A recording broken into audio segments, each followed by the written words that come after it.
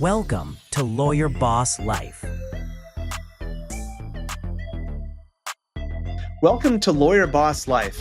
I'm Alay, law firm business coach, law firm growth expert, and the founder of Law Firm Success Group. And I'm Chelsea. I'm a law firm owner, entrepreneur, and toddler mom. I know it's possible to have an excellent income and work 40 hours or less each week and take time off because that's what I do. Today, we are talking about legal tech, but not AI. And we're not trying to overwhelm you, but really to show you how the right tools can actually give you more time in your day and give you more peace of mind. So, legal tech is one of these things. It's a huge universe of stuff that's out there, and there always seems to be not just one thing, but like 6 new things on the horizon. You can spend, it seems, all of your time trying to learn these new tools, figure out how they're going to apply to your law firm. And unfortunately, the promise of freeing up your time just gets consumed by evaluating legal technologies and then spending a lot of time getting them to work in your firm. And this is exactly the opposite of what legal tech is supposed to do. It's supposed to simplify your life, save you time, not make it more difficult. Chelsea, what is your philosophy on legal technology as you run your firm? Yeah, I feel like you have to be willing to try and dabble in what is coming out as it's coming out and just see if it, fills any holes in your current tech. But really it's about having your staple system in place.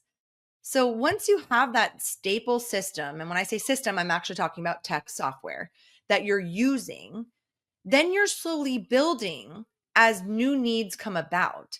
But I really think where people make a huge mistake, and you kind of hinted at it, is trying to do too much, trying to utilize every little new thing that comes out that you might not need.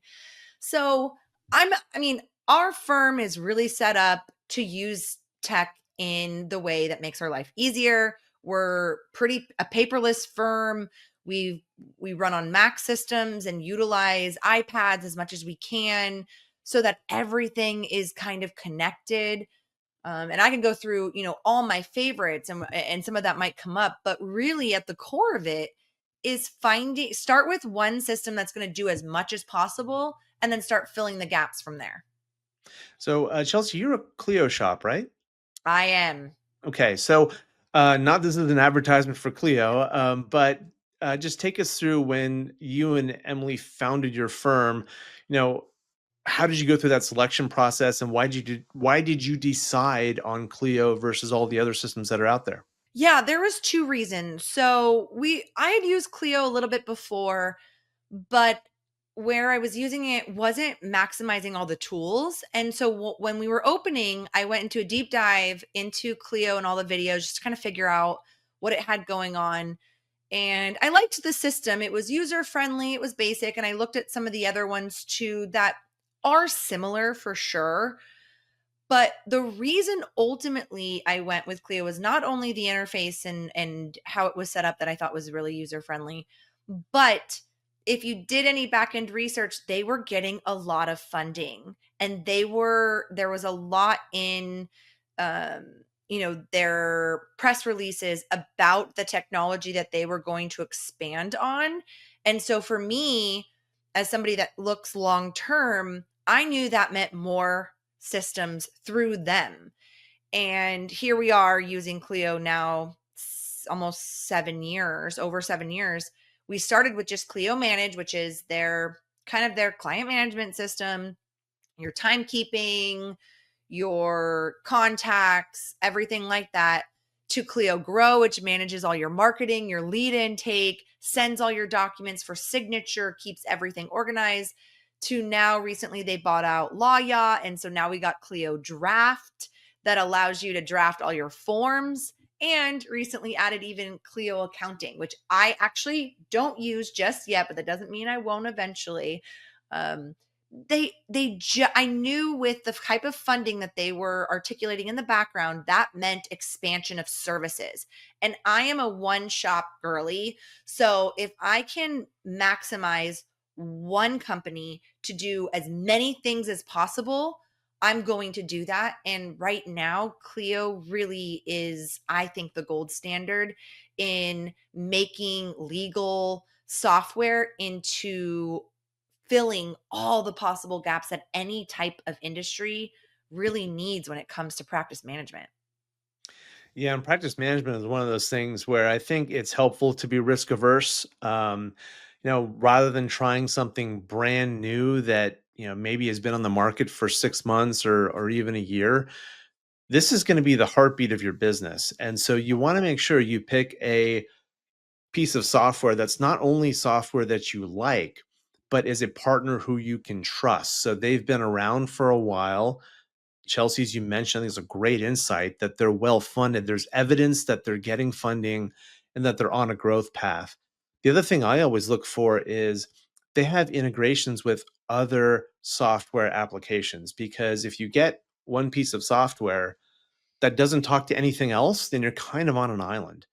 And Yep. so having all of or more integration, or as many integrations as possible, is a real benefit that just makes it easier to extend the software to talk to other things so that the whole ecosystem of software in your office all works together with minimal effort on your part. So we've talked about practice management software as being kind of the heartbeat system. Chelsea, what's another system that you would consider, almost as important as that? It's your domain and your email processing as well, because then that's where you spend most of your time. I mean, I'm in my email all day, every day. We are Microsoft Suite, so it's Outlook, it's Teams, it's everything being able to be integrated on top of its integration with Clio, and being able to set copy an email to Clio and put in my time slip for that particular email all within Outlook. So I don't have to go back and forth. That's the next one when it comes to actually being able to, manage your email and your communication systems. So I know a lot of people talk about, we have a lot of firms that use either Slack for internal communication or even Google Message, and we really live in Teams, and that communication mechanism, because we have remote employees.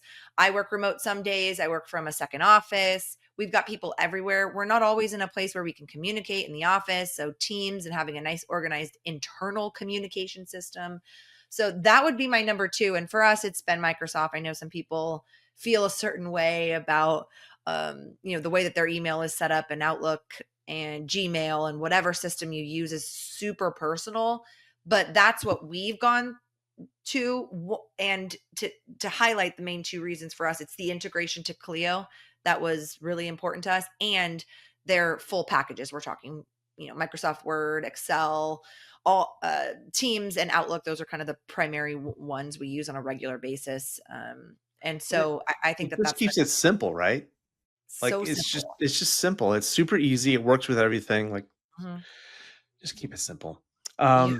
Another one is payment processing. I don't know if that is done through Clio now or if you need something else like LawPay. It is. Clio does it now. They used to use LawPay in the back end, but now Clio does it all themselves. So that was another increase. But I would agree, depending on the system you use, payment processing, whether that's an integration to something like QuickBooks, because we definitely have people who send it through QuickBooks and invoice that way, depending on what their accountant prefers. Yeah, that's another thing. But now Clio does it for us. Very cool. And then you mentioned Clio's got an accounting package, but I don't think you're on that now. I don't think I have any clients that are on it now either. They're all using, most of them are using QuickBooks Online. Some of them are using Xero as their accounting software. What do you use? Yeah, we use QuickBooks, and the main thing is our bookkeeping firm is a law firm specialty bookkeeping firm, which makes it really easy, but they're in QuickBooks, and so we default to what makes their job easiest. And since I just get emailed my financial reports, how it comes to me doesn't matter. I think and I have not looked into Clio accounting, but from some of the press releases I've kind of seen, depending on the size of your firm, that may make a whole lot of sense. And there may be some integrations there as well through Clio accounting that might work really well with other things like QuickBooks, which is something we'll look into. But if you're just managing it yourself for sure, having everything in one place push into your accounting system, it's a big deal because it took at least our bookkeepers a good amount. They have a very specific system to set up Clio in a particular way to generate the invoices into QuickBooks so that their life is easier. But if you're not having to do that because you're using Clio accounting, you can see that there's some steps that you're avoiding. So I think that's just a perfect example of why Clio is so attractive to a lot of law firm owners, because you're removing some complications. The more integrations you add, the more third parties you're attaching. Luckily, like I said, with Clio and Outlook and all of that stuff, we've not had a whole lot of problems. There's still, problems at time, like with any tech and any, companies that you're integrating through a back-end system. But yeah, we use QuickBooks, and to be honest, since I have bookkeepers that handle all of it, what system is being used isn't actually my problem, right? Because I just get the reports handed to me, and they are Right. how they are. But again, it depends on the level of involvement you are with your accounting. So when you're looking at a new piece of technology or software to implement in your firm, there's a couple of things that happen. Introducing new software is almost never painless. There's usually some kind of hiccup with it, and then there's a learning curve of getting everyone in your firm to use it. Mm. So at a law firm where time is literally money, how do you, Chelsea, as an owner, evaluate, yes, this is worth it for us to go ahead and try this piece of technology or software? Or no, this is just not worth it. The return on investment, I don't think is going to be there. Yeah, there's a few steps that we typically do, even when it comes to, I'll use like a smaller example of some of the things that Clio offers that we don't always use, but and new tech that we've considered in the past. I first go to the person in our team who is actually going to directly be using it the most. So sometimes it's not the lawyer actually using the tech, it's our support staff, it's our litigation specialist who's managing documents and e filing, it's our intake specialist or receptionist. Whoever's going to actually be using this particular system, I'm going to go to them first and say, hey, set aside an hour, go look into this system, look at some demos, schedule a guided demo with the company because they often do that. Like, hey, let's jump on a call. I'll walk you through the system. I have the actual team member do that first. And I say, tell me what you think. Where do you see value? Do you see value? And if that team member saying, it's not super user friendly, or I don't think it actually solves this problem, I'm not going to waste my time looking into it any further. I trust my team to do their job. And if they don't instantly think that this is going to help them, and they've done the task I've asked them to do, which is schedule the guided demo, look into it, give me a sound summary, then we move on. Sometimes I have my team come to me and say, hey, either Clio has this new integration or there's this new system I want to look into. Can I spend some time, going through a demo and checking it out and let you know what I find out? Yes, absolutely. My answer is yes. If you think that's going to help you do your job better, make a better experience for you, me, and eventually the client, I want to know about it. And then that report usually shifts. Okay, how do we implement this? What's the cost of it? Is the cost benefit analysis there? Does it make sense?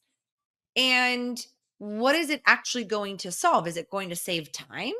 Or is it just going to be another way to do what we're already doing, but not actually benefit us in any way? Either it's not cheaper or it's not saving us time. Most of those are the two considerations for the most part that are going to at least stand out. So that's kind of the starting point.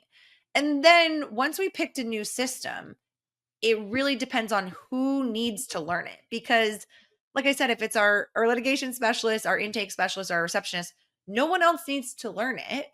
They need to learn it, and they need to document what we all need to know about it in case, they're not here. We hire somebody new. We always require our systems to be documented by anybody who's using it for future hires. Same with the lawyers. If it is going to be something multiple people are going to be using, then yes, we've all got to kind of dabble in it. And whoever that first contact is, we report back and say, hey, we're going to be using this new system. Although it's been a while since we've used a new system because, again, Mhm. adding to Clio, and everyone's pretty familiar with it now, but we all kind of start using it in little ways, go through training. I always take advantage of guided demos and onboarding from the company. If you're not doing that, you are usually leaving a lot of beneficial services that these systems offer. You're just leaving them behind. You're not taking advantage. So we always require that. We require everyone to go through it. Love that. And I guess the follow-on question, and I think you recently gone through this maybe with your payroll system, is, sometimes you're going to outgrow your software provider or your technology. How do you know when that's happened? And how do you decide, boy, oh boy, we've used this software for a long time, but it's worth the painful switching cost of going to another provider? Payroll systems. Again, another conversation, but that is another source of tech that people have to sort through and find the right one depending on the size of your firm. So for example, when we're changing a system, we're saying this system's no longer working for us. We need something more. What does this new system have to offer? How is it going to make our life easier? So if I have to, be stressed out for even 6 months because I'm learning a new system that maybe only I'm working in, like payroll, and I've got to go through that kind of growing pain section of time, that is really my consideration is this time worth the benefit that once we know how to use it and use it right and use everything it has to offer, the benefit is going to be long-term as we continue to grow. We made that switch when it came to payroll. We needed something that was more comprehensive as far as onboarding, new clients, managing offer letters, managing income documentation. We didn't want to, do it in bits and pieces. I wanted one hub for all of these things, ways to integrate our health insurance, our retirement benefits in a much more streamlined way.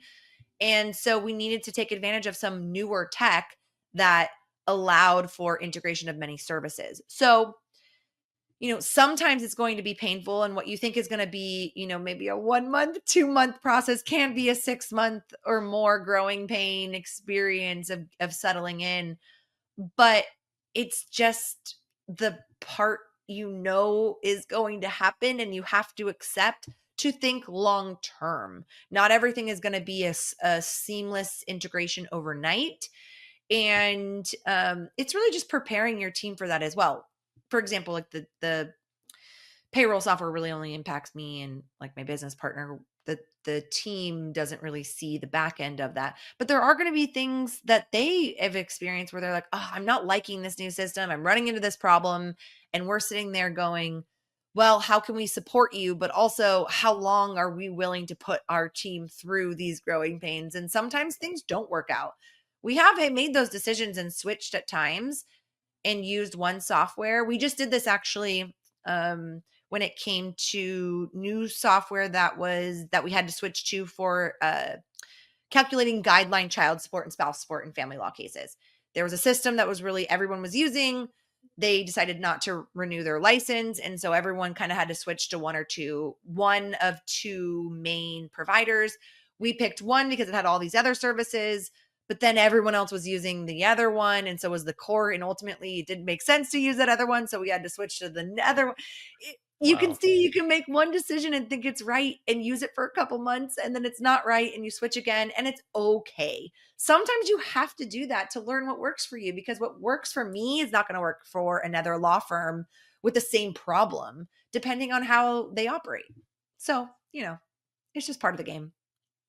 It is, and it's part of being a business owner, is making sure that your firm has the right software in place so work can be done in a cost-efficient way and it can be done with quality and accuracy. So just remember, the technology does not have to be complicated. It just has to work for you and for your firm. So if you're interested in building an automated law firm, visit lawfirmsuccessgroup.com, reach out, schedule a call with me. It's stuff we do for firms.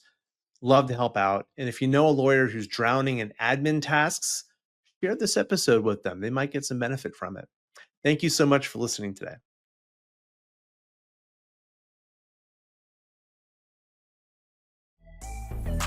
Thanks for watching. Be sure to hit that like and subscribe button and leave us a review in the comments.